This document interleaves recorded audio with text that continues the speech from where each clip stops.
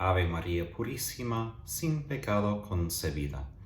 Hoy comenzamos capítulo 14 del libro de Apocalipsis y hoy habrá un cambiecito. Voy a usar desde ahora esa Biblia que alguien me regaló hoy, la Biblia, Libro del Pueblo de Dios. Es una traducción propia a Argentina. Hasta ahora he usado la traducción de la Biblia de Jerusalén, de la versión latinoamericana. Entonces, solo esto para aclarar la razón, porque es más fácil para mí tenerlo frente de mí físicamente. En el nombre del Padre, del Hijo, del Espíritu Santo. Amén. Señor Jesús, ilumínanos con tu Espíritu Santo. Ayúdanos a comprender tu palabra. Ayúdanos también a conservarla a ejemplo de la Virgen María, para que seamos fieles a ti en la espera de tu segunda venida. Tú que vives y reinas por los siglos de los siglos. Amén. En nombre del Padre, del Hijo, del Espíritu Santo. Amén. Hemos leído capítulo 13. Dragón, en capítulo 12. La bestia, la segunda bestia. Ahora, como suele pasar en ese libro, pasamos de destrucción, imágenes feas del mal, a imágenes de consuelo, realidades de Dios, del Cordero, que nos sostienen en medio de tanta oscuridad. Entonces, en este capítulo, las visiones revelan el vínculo íntimo que Cristo tiene con su pueblo ya ahora. No es simplemente una imagen del cielo, es lo que ya está pasando ahora. Está pasando todo eso de la bestia, y a la vez está pasando todo esto con el Cordero y los suyos, con sus discípulos. Que Dios ya llama a nosotros al arrepentimiento ahora para que desde la bestia podamos compartir y disfrutar la paz que nos ofrece el Cordero. Entonces, como he dicho, el libro de Apocalipsis intercambia entre, o cambia entre, tiene intervalos de sufrimiento, oscuridad, y de consuelo y de luz. Entonces, esto es como una estructura de la realidad, que el uno no quita al otro, ¿no? El mal sí existe, pero también el bien sí existe.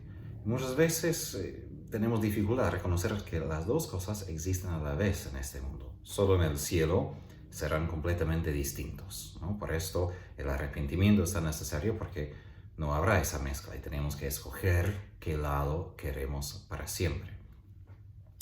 Sabemos que en este mundo presente, mal es muy poderoso, pero aún más potente es el Cordero.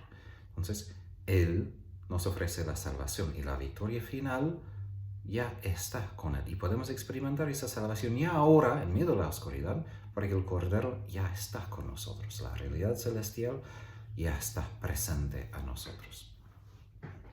Leo capítulo 14, versículos 1 a 5.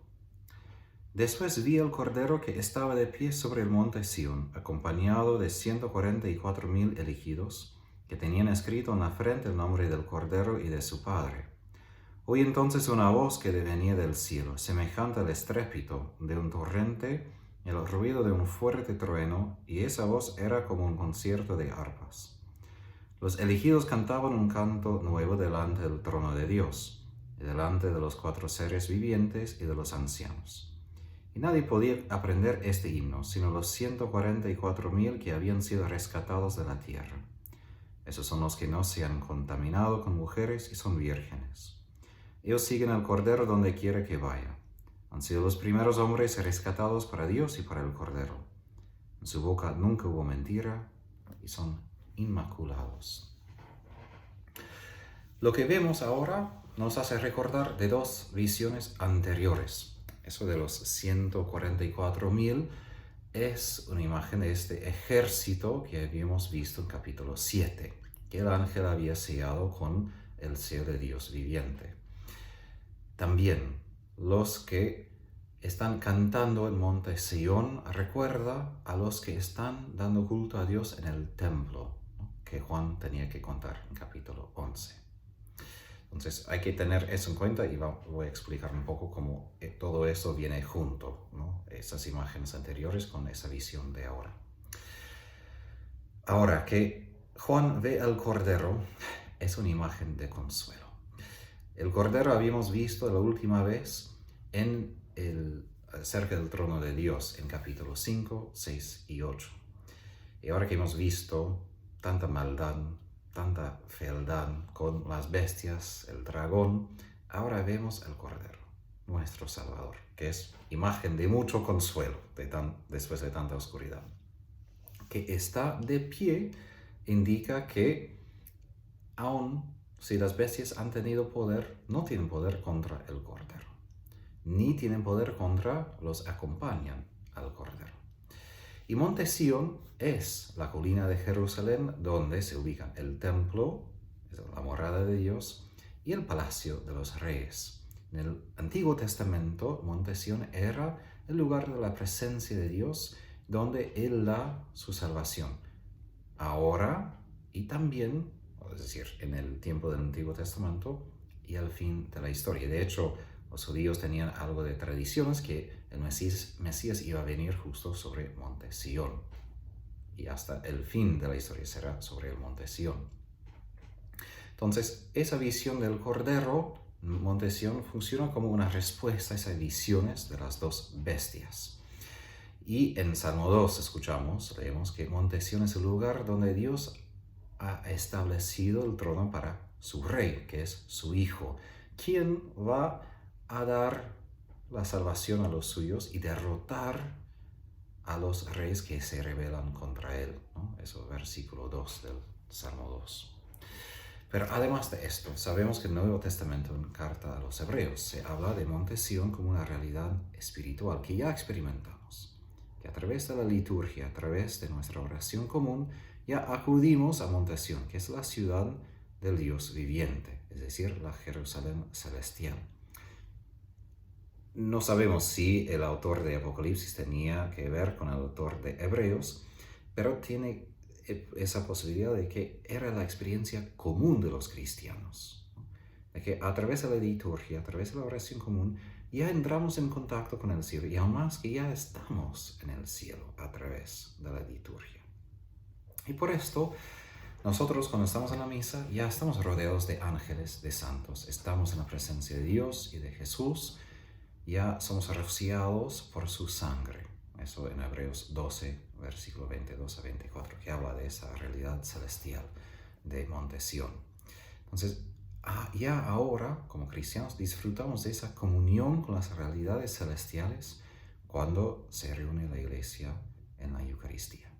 Esa intimidad con Cristo es lo que esa visión, en capítulo 14 de Apocalipsis, manifiesta a nosotros. Es esa intimidad, de otra forma. Entonces, Monte Sión refiere a esa vida del cielo que nosotros los bautizados, unidos a Cristo, ya teniendo su Espíritu, ya tenemos acceso a ese monte ya en la tierra. Ahora, sabemos que ese Cordero es acompañado de 144,000 elegidos. Ya habíamos escuchado de esa muchedumbre del mismo número que eran protegidos, sellados con el sello de Dios viviente, capítulo 7. Eso antes de que las tribulaciones empiecen.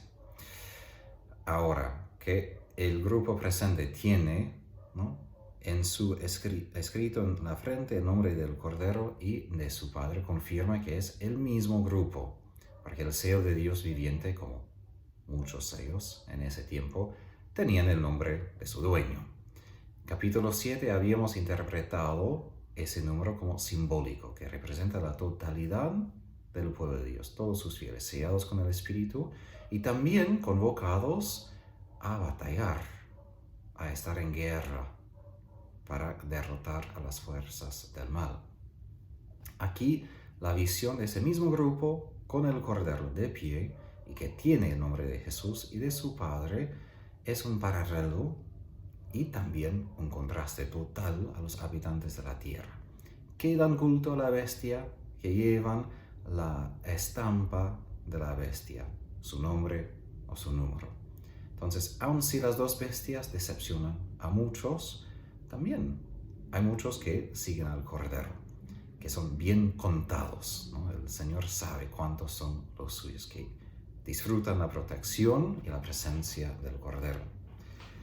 Ahora, empezando con el versículo 2, esa visión no es simplemente silenciosa. Aquí la música empieza, primero con la naturaleza. Escuchamos estrépito de un torrente, ruido de un fuerte trueno. Es decir, es una teofanía a través de la naturaleza. Dios actuando, revelándose a través de la naturaleza. Y después que tiene un concierto de arpas.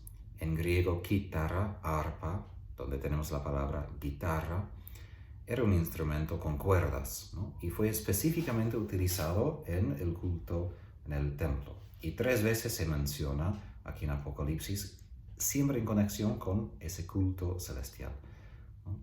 Y después escuchamos que los elegidos cantaban un canto nuevo.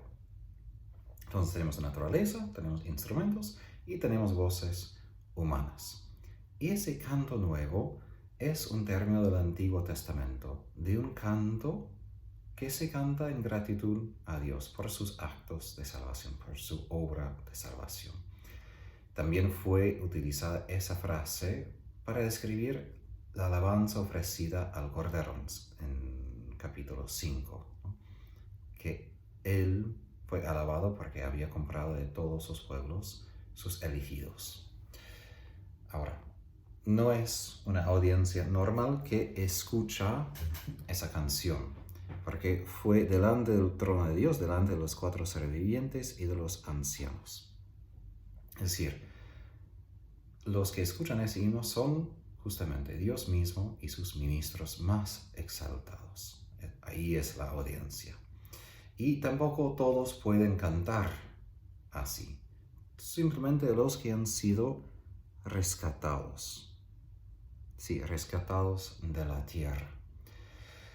Eso recuerda una promesa de Isaías, de que los que el Señor había rescatado, cuando vuelven a Sion, van a cantar, volverán a Sion cantando. Y aquí vemos esa profecía de Isaías ya cumplida. Y esa intimidad con el Cordero que experimentamos a través de la liturgia, a través de la Eucaristía, pertenece a ese grupo justo porque han sido rescatados de la tierra, es decir, rescatados de ese lugar donde las bestias tenían su poder. Entonces aquí vemos ese contraste que sigue, esa oposición entre los que habitan la tierra y los que ya habitan el cielo, aun estando en la tierra. Ahora en versículos 4 y 5. Seguimos. Vemos más las características de los que son de esa muchedumbre de 144,000. Son los que no se han contaminado con mujeres y son vírgenes. Obviamente, desde Jesús mismo, que era célibe, la Virgen María, Juan Bautista, Pablo, hubo un respeto grande por el celibato en la iglesia primitiva. Y hay hasta como buenas razones a creer que el celibato, como algo perteneciente al sacerdocio, es algo que tiene sus raíces con Jesús mismo, que es una tradición apostólica que viene de los apóstoles, porque así entendieron de Jesús, que después de ser ordenados tenían que dejar relaciones con las mujeres. Ahora, de una manera, los padres de la iglesia, algunos comentadores, hablan de que esa multitud habla de los religiosos, los sacerdotes, que de manera particular disfrutan de una intimidad con Jesús ya de esta vida, que se han muerto a la vida normal, por eso ya viven como célibes y siguen el Cordero y disfrutan de una particular su protección, su presencia. Ahora, todo eso es verdad, y es verdad que hay una vocación distinta de los que siguen al Cordero con todo su corazón.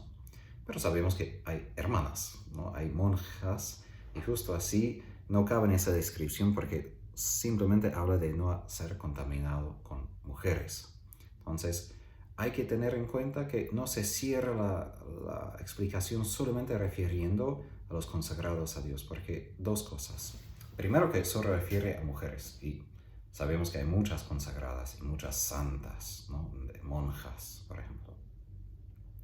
Pero también nunca la Biblia habla de las relaciones sexuales como algo que contamina. Porque de hecho Pablo condena en su carta a los que tratan el matrimonio como algo malo, algo pecaminoso. La Iglesia siempre ha condenado la idea de que el matrimonio sea algo que ensucia la persona o que las relaciones sexuales en el matrimonio son malas. Hay muchos pecados de la lujuria, pero en su propio contexto, Santo Tomás de Aquino dice que en el matrimonio puede hacer que los esposos crecen en la gracia santificante. Entonces hay que recordar de que vírgenes son imágenes de los que son fieles a Jesús. San Pablo, por ejemplo, en su segunda carta a los Corintios, habla de la iglesia de Corinto como una virgen casta, que él va a presentar a Cristo. Y también eso de ser contaminado por relaciones sexuales es una metáfora profética por idolatría, y en Apocalipsis y en todo el Antiguo Testamento. Entonces, refiere aquí a todos los que se mantienen fieles a Jesús hasta el final. No simplemente los que no son casados, sino todos los que no viven en el mundo con algo del mundo, dando algo a la bestia, sino los que viven siempre con Jesús, que viven con ese compromiso. Porque solo los que rechazan la bestia, que viven con una fidelidad firme a Jesús, pueden disfrutar de su presencia y de su protección. Porque si somos infieles, ahí ya no disfrutamos de su protección total. Y también eso de que son hombres refiere al hecho de que el censo en el Antiguo Testamento era censo de varones, y más que todo varones aptos para el servicio militar. Y de hecho, los que estaban en el ejército y activamente batallando no podían tener relaciones sexuales porque hubo algo de esa idea de que la guerra era santa, y para que Dios esté al lado de los israelitas en la guerra, tienen que mantenerse santos, es decir, apartados de este mundo, porque es un servicio a Dios. Entonces, aquí vemos todo el pueblo de Dios, mujeres, varones, viejos, jóvenes, son soldados que se mantienen puros, y también el campamento santo, mientras que estamos en otro tipo de guerra, ¿no? Dando culto a Dios, dando testimonio de Jesús y permaneciendo fieles a Jesús hasta la muerte. Ahí entendemos que ¿qué es lo que necesitamos? Dejar el pecado, y más que todo el pecado mortal, ¿no? Por eso la Iglesia enseña que hay que confesar los pecados antes de acudir a la Eucaristía, de recibir la Santa Comunión. Entonces, como los soldados tenían que abstenerse de las relaciones con las mujeres, nosotros soldados en el ejército de Jesús tenemos que abstenernos permanentemente de los ídolos, de cualquier mezcla de nuestros corazones con este mundo. Ahora, ellos siguen al Cordero. En griego la palabra seguir fue utilizada 70 veces en los evangelios a describir cómo los discípulos seguían a Jesús. Él es nuestro capitán, y nosotros conquistamos en esa guerra, podemos ganar la batalla en la misma manera que Él conquistó, por amor, obediencia a Dios y la entrega de nuestras vidas. Y por eso tenemos un privilegio de ir donde quiere que vaya el Cordero, pero eso también indica que vamos a donde Él ya fue, y es la cruz. Por eso somos una ofrenda sagrada. Cuando dice que en su boca nunca hubo mentira y son inmaculados, somos rescatados como los...